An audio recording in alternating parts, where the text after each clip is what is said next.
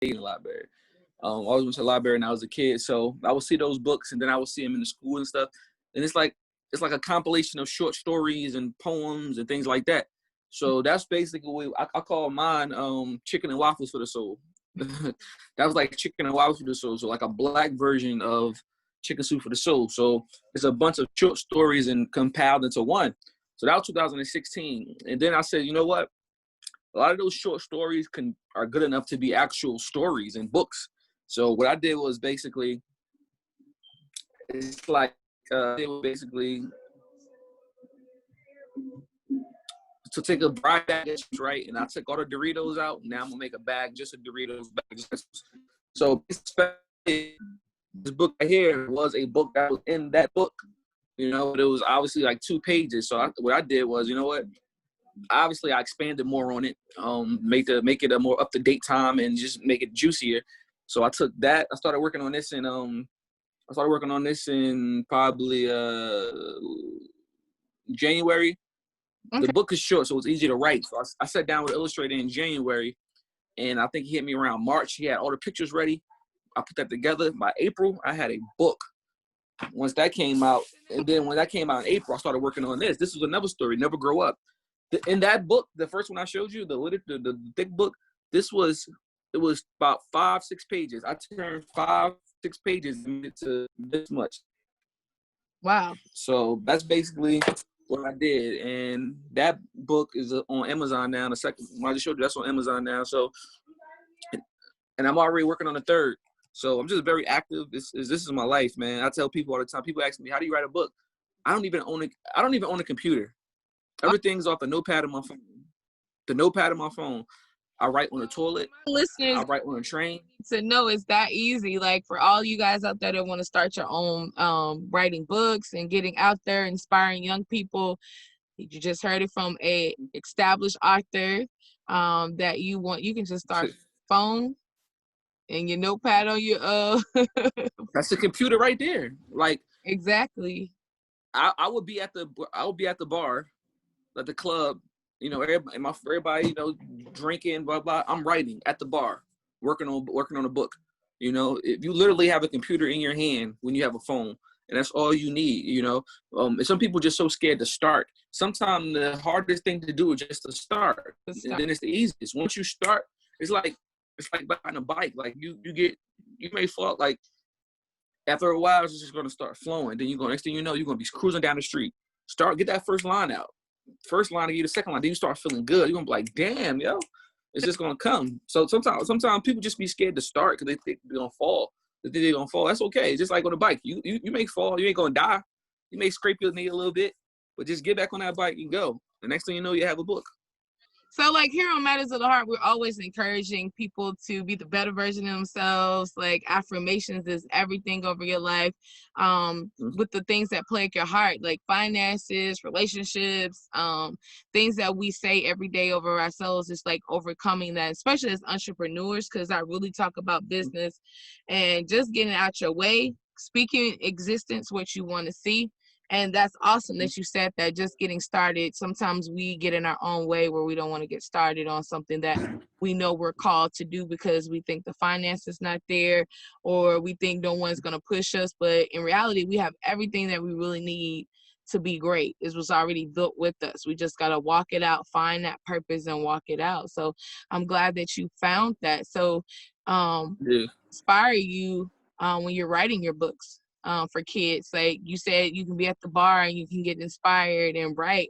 What was some of the things that inspired you to become an author or want to see more representation of us books for children?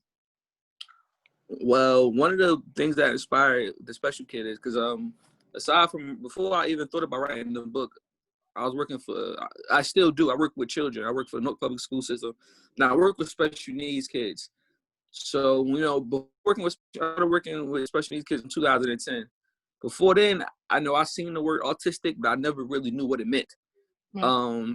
Like I used to get autistic and artistic confused because basically they're like only one letter difference. Yeah. And I work with them. I realized, wow, like obviously they, you know, they don't have the social skills that all of them, like, they may lack a social skill. They may, like, obviously it's a reason why they're labeled that. So they're a little different. But I realize they're funny, just as funny as everybody else.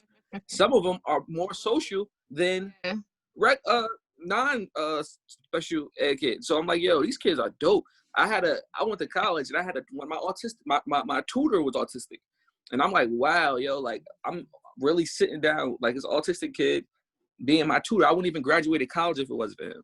So that kind of inspired me to write the story. That's so yeah. You just said that because yeah, 'cause I'm like, yo, carry on stereotypes of people with disability. exactly. Junior Billionaires, I actually highlighted a young man that has cerebral palsy. And he's a author of a book and getting himself out there. His mom helped him co-write, but he is growing leaps and bounds and a very smart, intelligent young man, Eric Gibson. So Shante Gibson. Shout out to you, E. Yeah. So shout out to him and his mom pushing him. So this is a great story to motivate a lot of kids out there that may have a learning disability. Growing up, I had a learning disability called dyslexia. Didn't find that out until my senior year in high school. A girl who made straight A's, number 5 in that class, AP, and then find that out later and had to teach myself. But I actually think with both sides of my brain. So I'm multitask. I have multiple businesses. So your limits can be your push and your push in the world, not a setback. Exactly. That don't stop you from nothing if you really truly want it. And like I said, those kids are amazing. And they walk through the hallway, they get all the love. Everybody want to hug them. So of course you're always gonna have like I don't know, of course you're always gonna have your butt heads and your just your jabroni kids that's because they see that they're a little different, so they might want to laugh at them or joke on them. But that's just, it's always gonna be those kind of people in the world. But for the most part, they get a lot of love and they are amazing. So that will inspire me. Another thing that inspired me to write is I wanna I grew up I don't, when I read like history books and I see like, oh, we know about the Rosa Parks and the George Washington Carvers and things like that. I say to myself, why can't children learn about me? Like, why can't I be one of them? Why can't I be Tyler Perry or something like that? So that kind of pushed me. I know I have talent. A lot of people have so much talent, have drive. So all that talent go to waste. Like I said, if you go to Penn Station right now or a train station, you could find a homeless person. That homeless person could probably sing better than Whitney Houston, or probably sing better than Bobby or Chris Brown. They lack, some of them just lack the drive. So I don't want to I just don't want to. If you have a talent, just don't put it to waste, because God could have gave that talent to somebody else. So that's what pushing me that I know I have talent, and I want to put my family in a better place. I want to put myself in a better place. So I'm going to utilize it. Right. And that's what it's all about, and pushing the next generation, because your books is going to help motivate the next generation, leaving a legacy.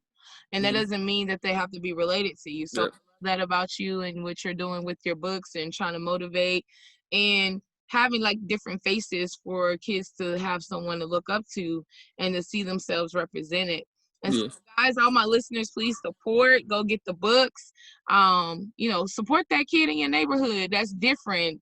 Hook on these books. I remember growing up, the Babysitter Club was my thing, by Ramona H.A. Beverly Cleary books was the thing, Maya Angelou.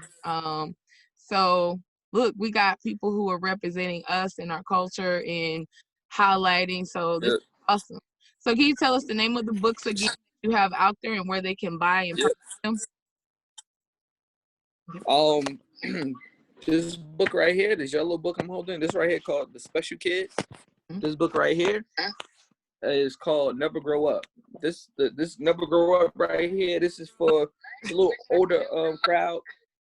I want to say about start at 13. That's a good age. 13, 7th grade on up. This is about teaching them about real life, how basically adulthood is real, and you can stay up a little late.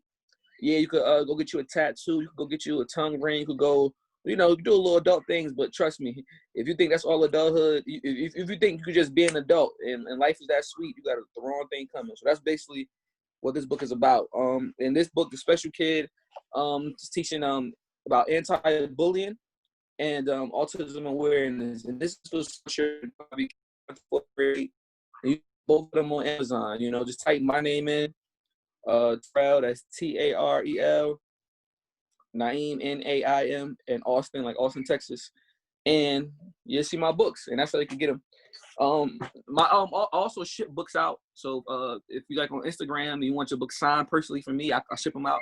My Instagram is Naim, Naim THY Dream, Naim.dream. I follow everybody back and I reply to all DMs like that. So, you know, get in tune. Let's connect. Right. So if you guys want him for speaking engagements, to talk to your different schools, to do like a book and read with your kids at your school or your business, to motivate people who you're working with, to break the ice and to celebrate differences, because even in the workplace we get bullying. So this book can be great for that. Please hit him up on his social media handles. I want to say thank you for the opportunity for allowing Matters of the Heart to interview you. And guys, it's never too late to chase after your passion and your dream. This your girl Lexi, always bringing you stuff that can motivate you. Remember, you're one affirmation away from greatness. And thank you, Mr. Austin. I appreciate that.